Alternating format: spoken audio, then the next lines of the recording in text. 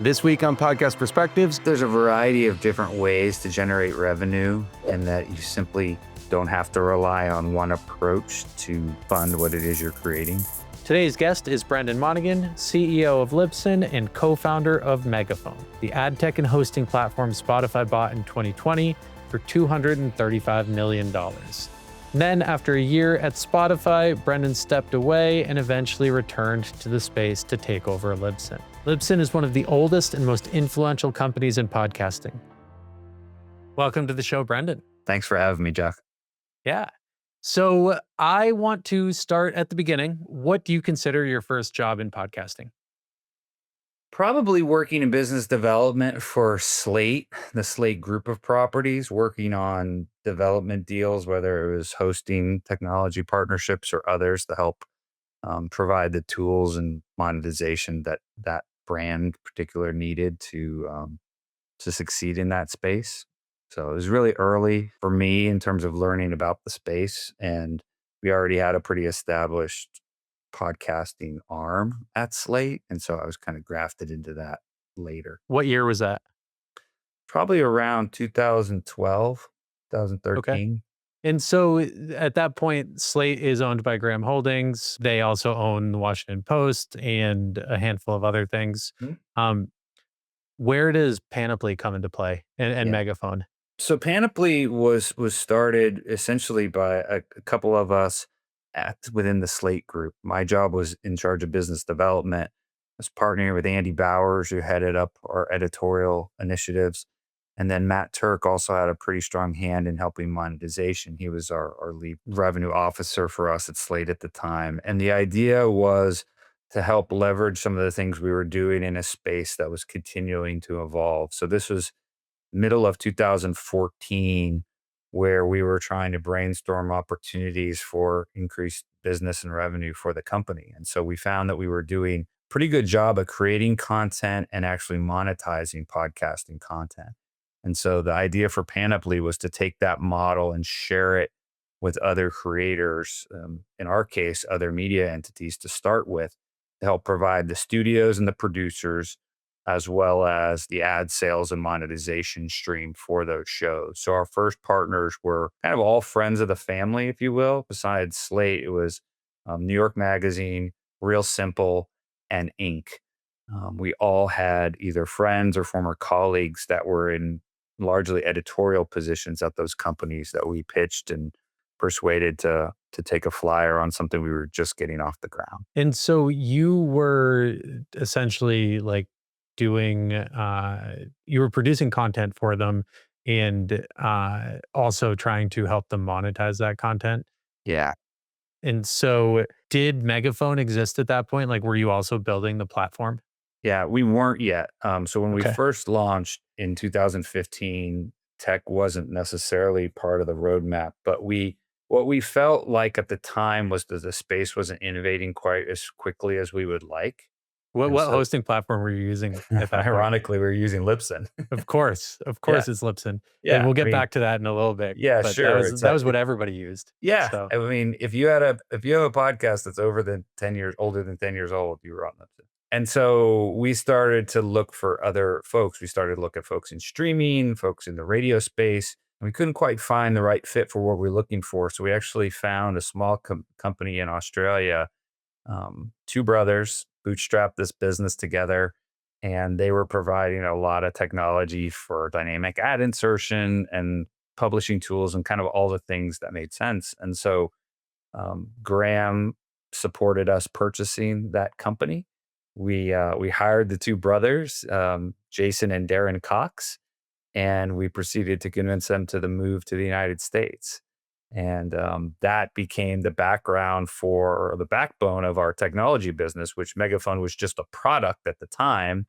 And then I can unpack later how it became the name of the whole company, but it was hosting and distribution platform at first. how much did you guys pay for that? That's one I can't talk about. Okay. Still to this day. All right. You got to ask. You got it.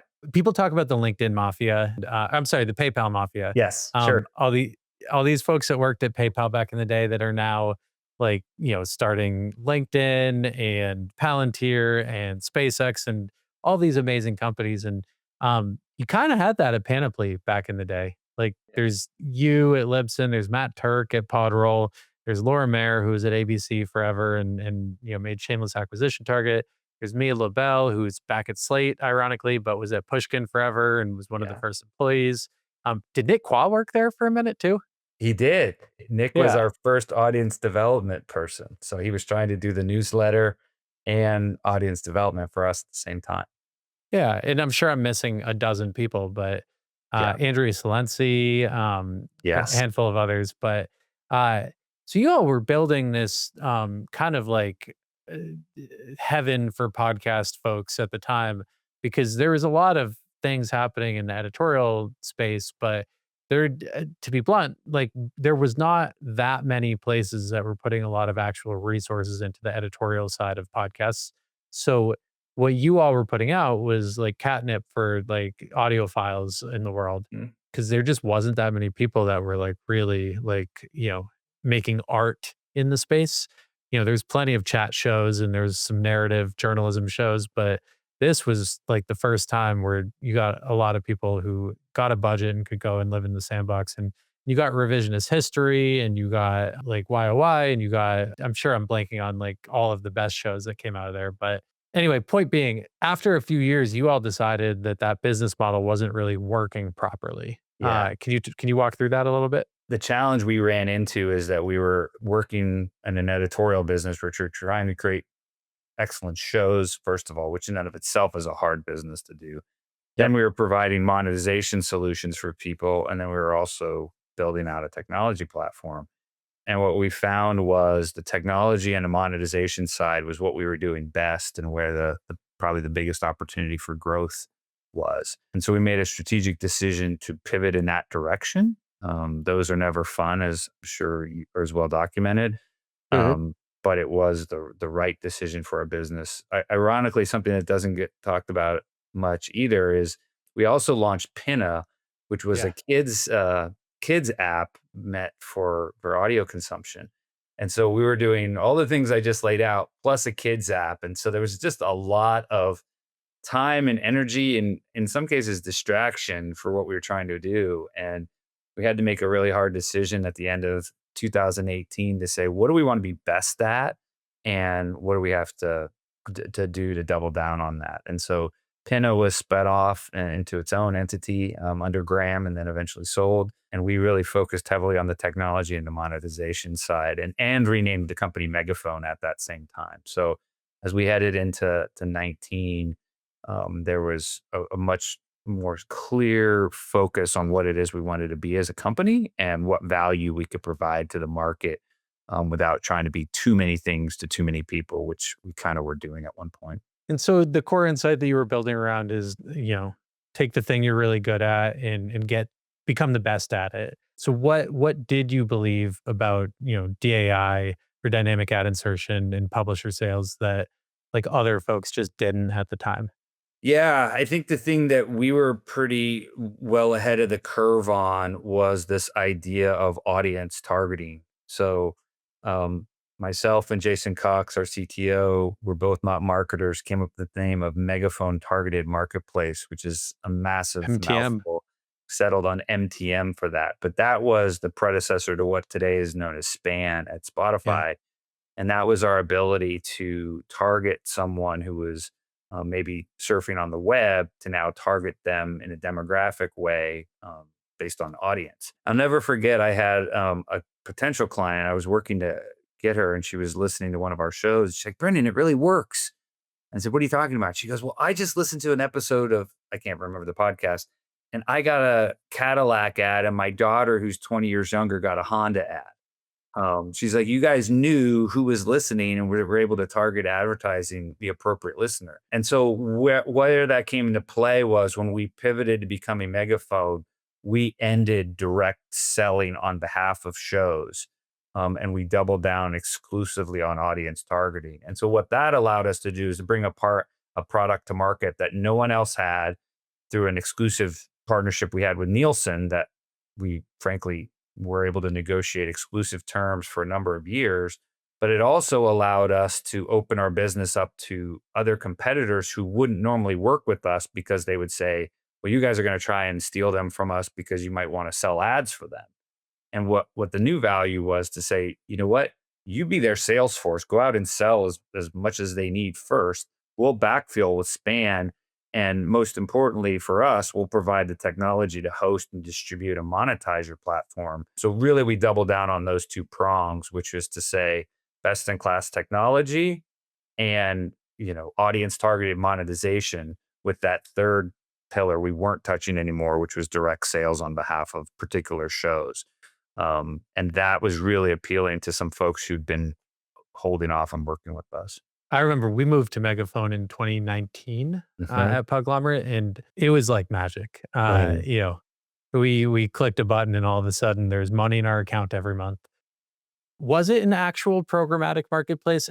Maybe it is today. Maybe it wasn't at the time, but like, was the technology driving what was delivered, or was it like human beings like clicking some buttons to It determining was it what was was direct sales. It okay? was it I mean, it was we'll put it this way, it was direct sales on the outbound to the actual, brand, Okay, and then the technology was delivering in terms of if you versus your wife might be listening to the same episode, the technology was truthfully driving. So I'm not sure which one of those you're asking about, but we had a sales force of 15 people, boots on the ground in all the major US markets, actually selling advertising to large brands and agencies. And those sales would become the what we would push through. And the reason why we were able to do it is because we had so much scale because we were working with such large customers. The thing that people don't always realize is that podcasting relative to TV or radio or others can be tremendously small. It's not as small now as it once was. But the idea, if I'm a Fidelity or a Microsoft, I buy millions upon millions, maybe yeah, billions of impressions. And I can't reach that scale if I want to reach, let's just say this is my pool of listeners. And I say, I just want to reach women. Okay, that cuts your audience, say, in half. Okay, now I want to reach women 18 to 35. That cuts it even smaller. So the base off of which you need to sell from is a really massive pool of listeners. And that's just in the example of a Microsoft. Now, what happens when Starbucks wants to reach that same female 18 to 30-year-old, working professional? Like that gets to be a really narrow search. And so yeah. you have to have scale to start with. And so that's what we were able to do is we were able to translate a lot of enterprise business and Hmm. anything they didn't sell into this pool that we could sell against from a larger scale. And that gave us the economics to appeal to brand advertisers in ways that they really were only dabbling in the space before. So that was, if you were to say what was like the biggest thing Megaphone did for the market, I would say we opened up the scale and the targeting nature of brand advertising in ways that just simply weren't there before, based on the scale we had and the technology we built to target those listeners. Yeah, and now we see that with iHeart, with SiriusXM, with Spotify, which now owns Megaphone, And um, Libsyn. and Libsyn, of course. So there are half a dozen companies now that can reach that same kind of scale. Yeah. I did want to talk a little bit about the Spotify deal. I don't know how much you can or want to share, but like, Yeah. when did those conversations start? Like, what did Spotify see in the deal that justified a $235 million price tag? I assume it's more of what you were just talking about. Yeah, I think what's interesting is so they were an enterprise client of ours, first of all. So they were using the technology to support some of their larger shows. So that was first and foremost. And so that was going well. And I think this was a time when, of course, the Gimlets, the Joe Rogan deals, all this was happening. It gets talked about a lot, as it rightly should. But what doesn't get mentioned as much of was this acquisition was really critical to Spotify's advertising initiatives, which were at that time, of course, growing pretty dramatically. What we brought to the table was we brought the scale, as you just alluded to, but our sell through wasn't off the charts. I think of the ad business in podcasting kind of three layers. One is that host read specific to that show that I want to be connected with. Two is an audience targeted solution a la what we offer at Libsyn or Span, et cetera. And then third, of course, is programmatic, filling every possible impression. So we were only operating in that one level.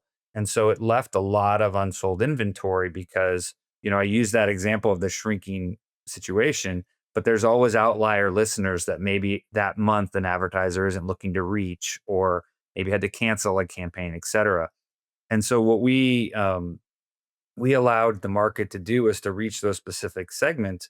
But Spotify had a huge amount of demand. They had a global sales force. We needed supply. So it's a really compelling marriage to say, okay, first of all, this is a very useful and applied technology.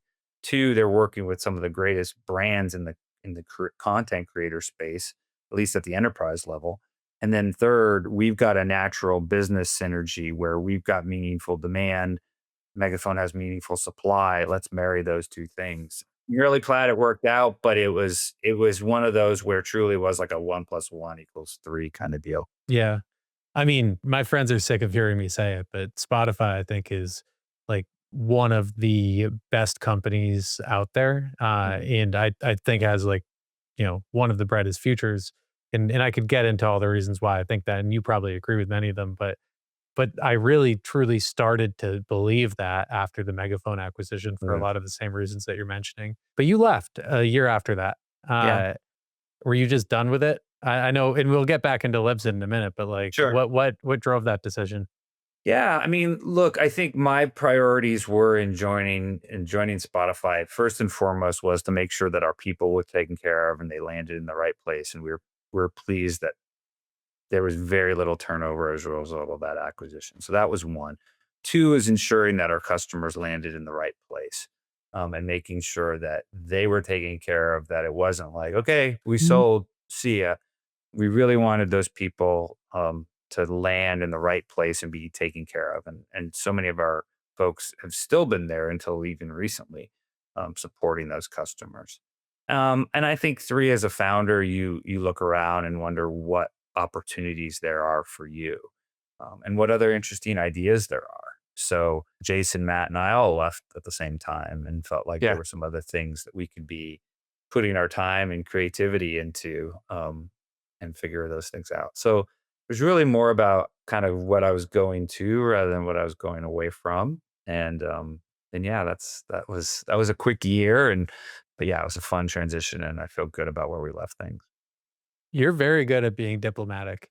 Uh, and I believe every word that you said. I'm so curious, like, what your earnout was too. So, I wanna go back to the panoply question Yeah, for a please. minute. When you decided to shut down the content studio and focus purely on Megaphone, um, that seems to me to be one of the early signs of a broader pattern that we have seen many times since then. Mm, Original content is harder, riskier businesses than building infrastructure or tools. When you look at the current wave of publishers and studios that are cutting back on originals, mhm. does it feel like deja vu to you? Do you feel like every time you see a new studio launch, or like a new company just put a bunch of cash into originals, is a small part of you kind of like that's doomed to fail? Yeah, I don't necessarily go there immediately. What I do think about it is how hard of a space it is.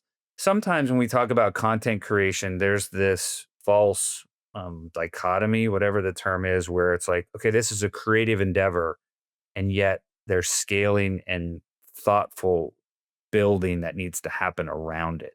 And I Mhm. think of Gimlet and I think of Wondery as two contemporaries to what we were doing at Panoply, as two teams that really understood not just how to create a show, but how to create the economics and the, I hate the word synergies, but those team dynamics Yeah. help create content at scale.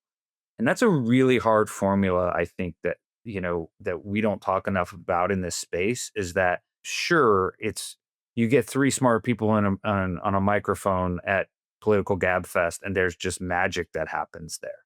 But there's also some things when you're creating shows from thin air and you're producing them consistently and you're building an audience.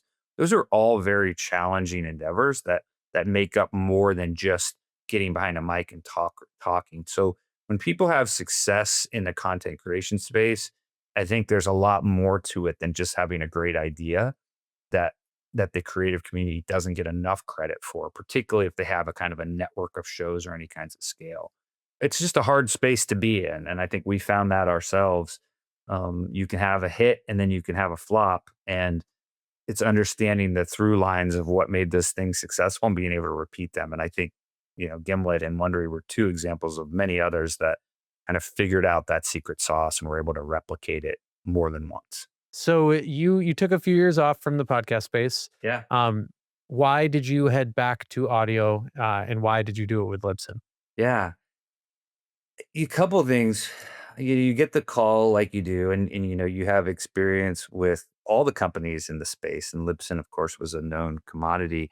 I think what I didn't realize was how invested both the board and some of the leadership team was or is in the company. And those are the first conversations I had.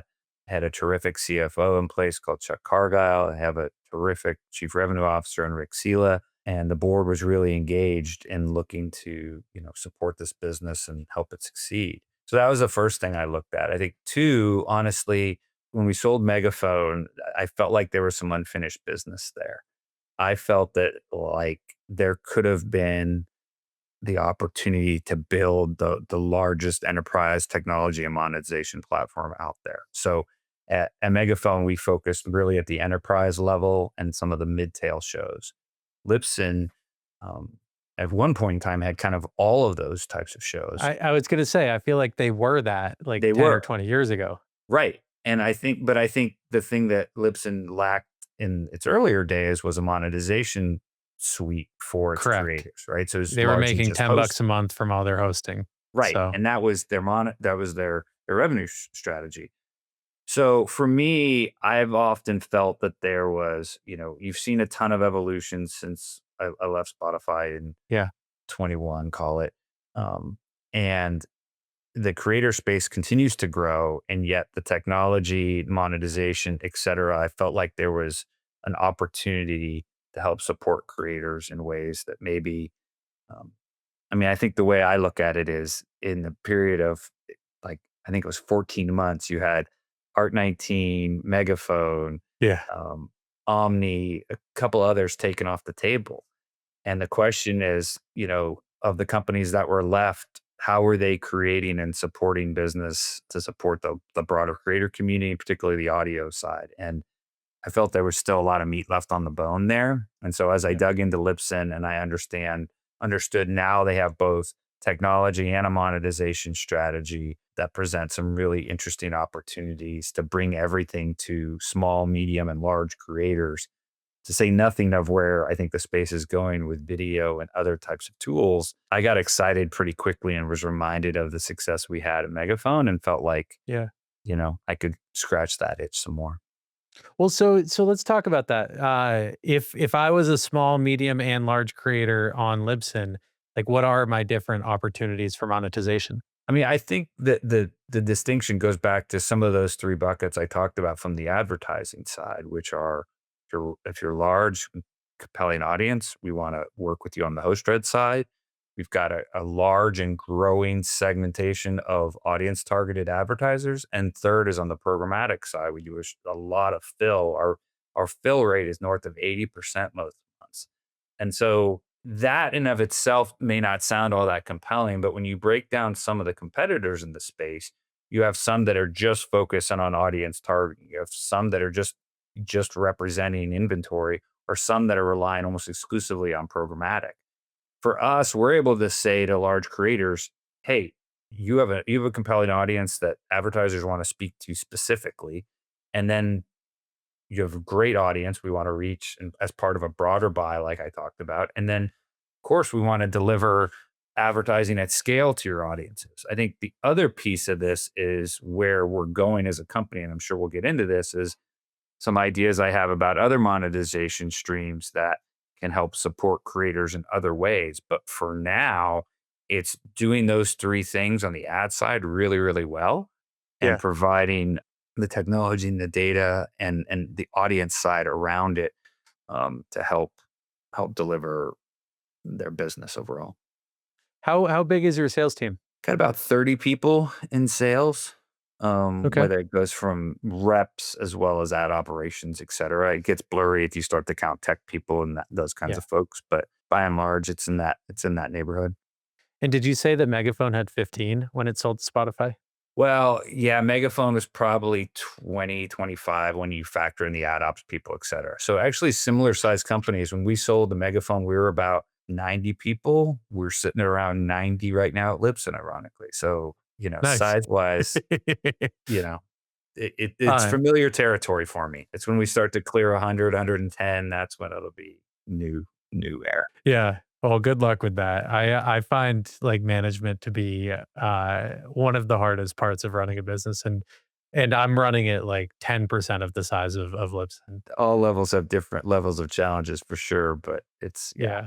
it's not easy. So what are some of those new levers that you're like considering for your creators? Yeah, I mean, I think a simple example of that is the partnership we have with Podroll, right? So these three co-founders, two of which worked with me for a long time at Megaphone, Jason Cox, Matt Turk, they've built a platform that allows people to, in essence, provide audience in exchange for, revenue or payment for that. So they have a tool that allows people to drop, you know this, but drop episodes Sure. into a feed that actually helps drive awareness to other shows, and at the same time bring dollars into the hands of the creators. And what we've done with Podroll is we've actually built it specifically into the platform itself, so that now if you're a creator, you can actually opt into that monetization stream directly within our platform at Libsyn. And I think the idea is to streamline these tools to make them a compelling part of the process. The other thing for us, and we can unpack that how you like, is some of the video approaches that are being explored right now is Yeah. how can people launch and monetize in different ways. The Apple HLS example is unique. Spotify is unique, and then there are others to come. But I think for us, the idea is figuring out where those opportunities are, exploring them at kind of a beta level, and then bringing those at scale to creators from large to small, across our 60,000 plus shows. Is Libsyn taking a cut of like any of the sales that you're making via the Libsyn platform? Oh, yeah, Oh, absolutely. okay. So it's a revenue share between us, Podroll, and the creator. Okay. And so, yeah, Is it a significant driver of revenue for you at this point? it's growing. I would say, it's only been in place for 6 to 9 months. Okay. And some of this is, we have a wide variety of creators, some folks who aren't even interested in monetization, and others that aren't always familiar with some of the tools and technology. So it runs the gamut of what is appealing to folks, but it's been a strong performer for us out of the gates. But I think the scale is just that comes with education and engagement. And frankly, even our product in terms of highlighting these tools to make available to people, as well. So there's a lot that goes into it. But yeah, I'm really optimistic about it. I believe you've integrated with Spotify video, so you can now upload MP4s to Libsyn and it'll go straight to Spotify. Is that correct? Yeah. Yeah. I'm not the most technically savvy on this. This is a work in progress right now, but that's Okay. the expectation. The expectation, I can tell you this, Jeff, the ideal end state for us is for people to upload video to the Libsyn platform and be able to distribute it at multiple points, whether that's Okay. Apple, Spotify, other forthcoming platforms, of course, YouTube, and YouTube we've worked with for years. And so the idea that I spend a lot of time, and we talked about this on your last show, is the idea of integrating this connectivity into the platform to make it really easy for distribution. I mean, we get we get as an industry really caught up and excited, rightly so, about Apple and Spotify and others investing in this space, and that's awesome on the ad side. But there's also the technical side of this and how easy of a use case we make it for creators to Yeah.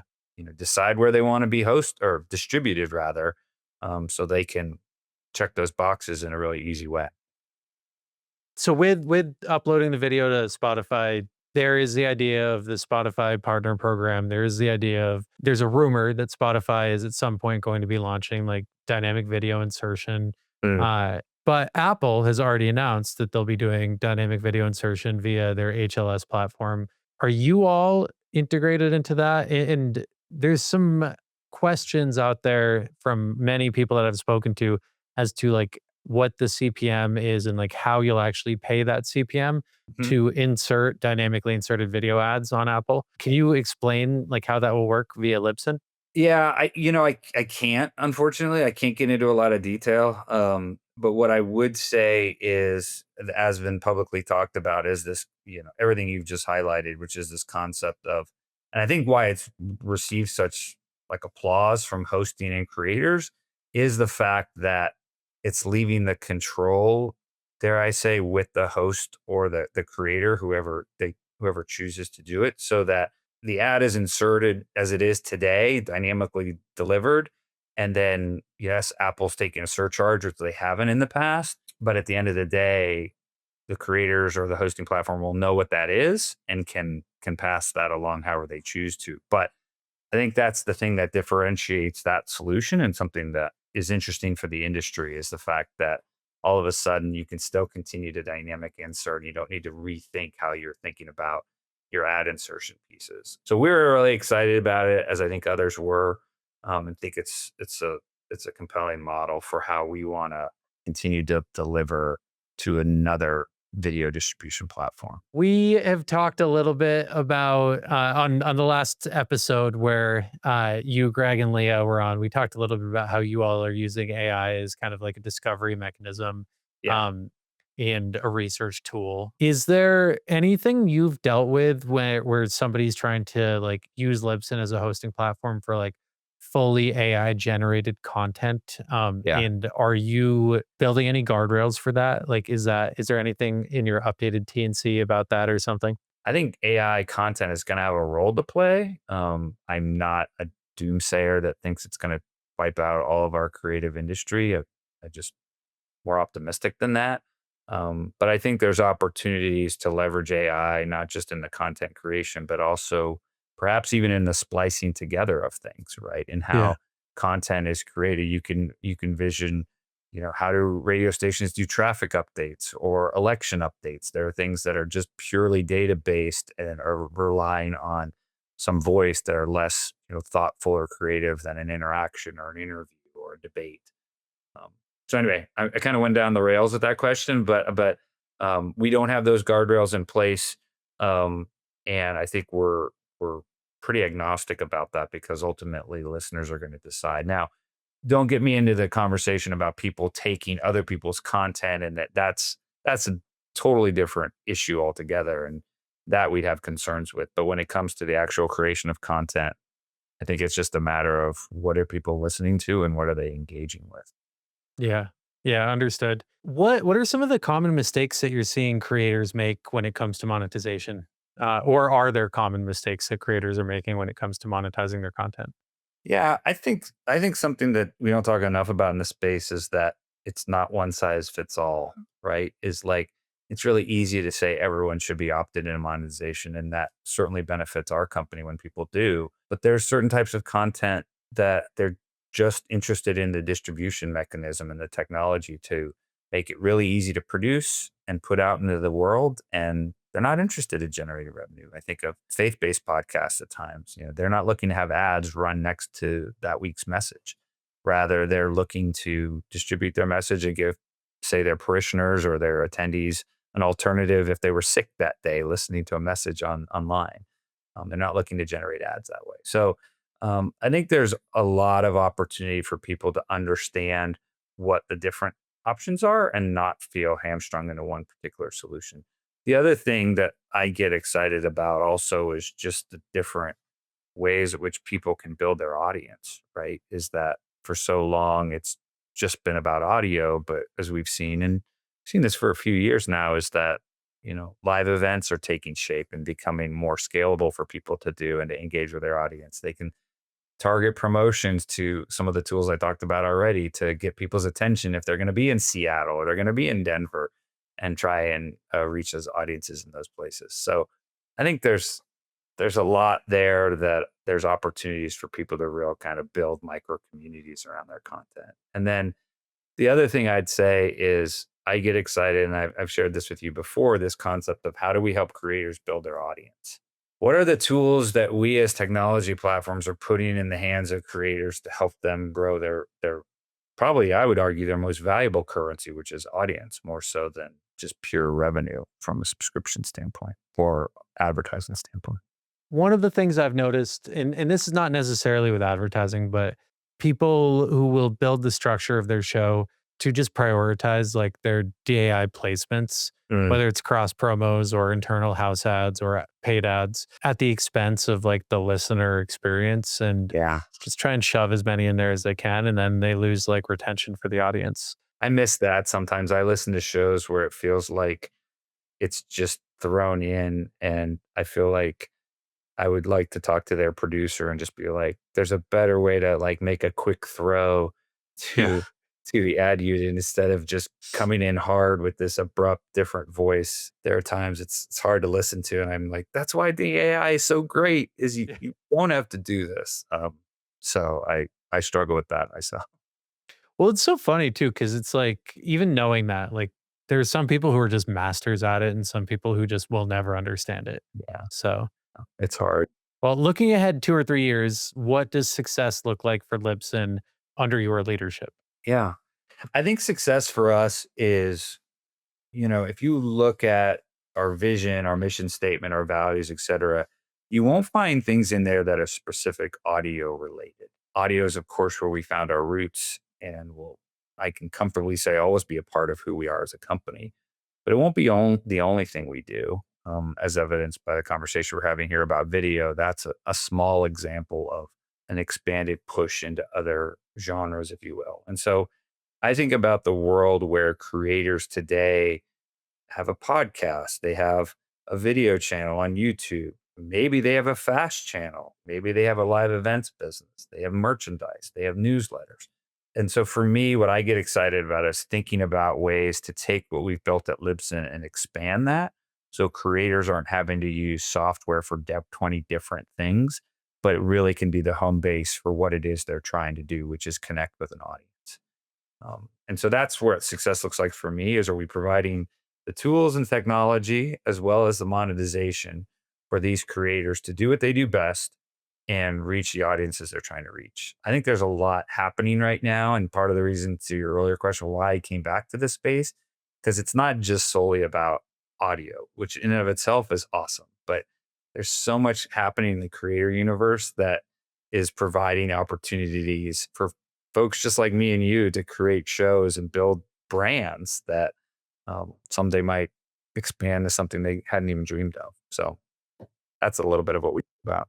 Well, I love it, and I think you guys are doing such cool stuff, and it is kind of fun to see, like, I remember when I made my first podcast in 2014, I Mhm. called Max Linsky and I said, where should I host my podcast?" And Mhm. he said, "Libsyn." Like, there was no questions. It wasn't like you could do Libsyn or Art19 or Right. SoundCloud or whatever. It was Libsyn. Yeah. Uh, and then, a couple years in, I'm like, "Wow, this website is not fun." And, we moved to Acast and SoundCloud and basically every other hosting platform eventually. And Yeah. I can say that because Libsyn is very different than it was 10 years ago. Yeah. One final question. Yeah.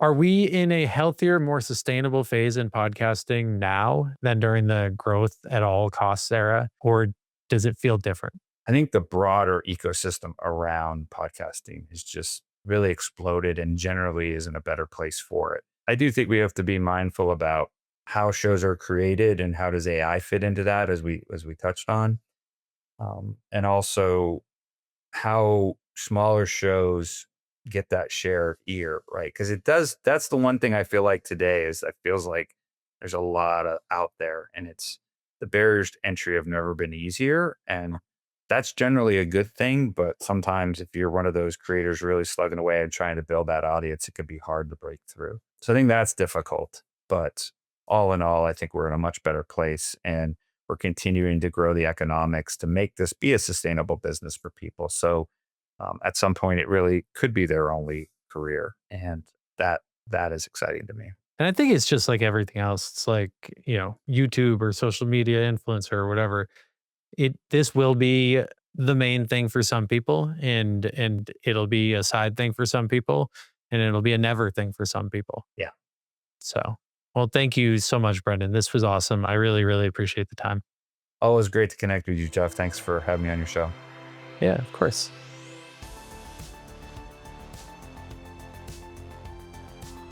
Thank you so much to Brendan for joining us on this week's episode of Podcast Perspectives. You can find him at libsyn.com or check him out on LinkedIn.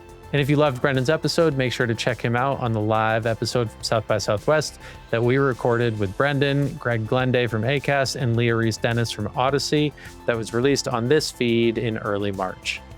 For more podcast-related news, info, and takes, you can follow me on LinkedIn at Jeff Umbro. Podcast Perspectives is a production of the Podglomerate. If you're looking for help producing, marketing, or monetizing your podcast, you can find us at podglomerate.com. Shoot us an email at listen@thepodglomerate.com or follow us on all socials at Podglomerate Pods. This episode was produced by Chris Boniello and myself, Jeff Umbro. Thank you to our marketing team, Joni Deutsch, Madison Richards, Aaron Weiss, and a special thank you to Dan Christo. Thank you all for listening, and I'll catch you in a few weeks.